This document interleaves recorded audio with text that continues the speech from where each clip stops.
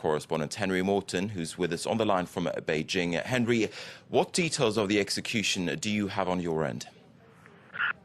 Yes, well, Beijing officials remaining silent at the moment about the details of the execution, all of the information about that coming out of London at the moment.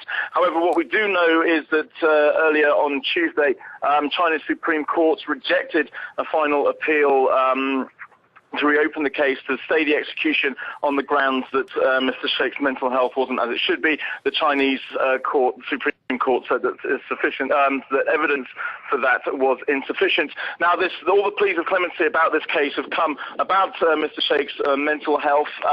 It turns out that he thought that when he was coming here with the suitcase, he had been told that he would actually be recording a pop song here in China. He thought he was under the delusion, as far as his family and other witnesses claim, that he was coming here to become a pop star. The Chinese courts rejecting that. They were saying that he was in sound mental health when this crime was committed. He was in sound mental health this morning. He knew his actions, and therefore the sentence should be carried out.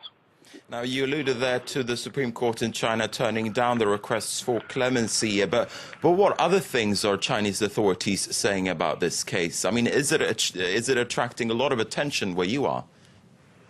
It hasn't really received a great amount of attention in the Chinese press here. I looked through some of the Chinese language news sites this morning. Absolutely really no mention of it at all.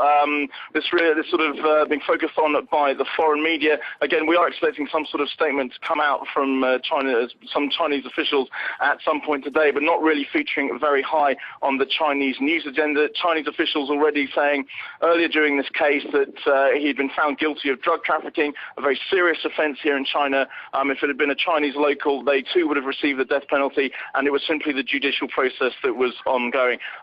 So this really just in the other sort of drug trafficking case here in China, and the Chinese media not really paying that much attention to it. All right, Henry Morton, thanks very much for updating us on that story. The top line.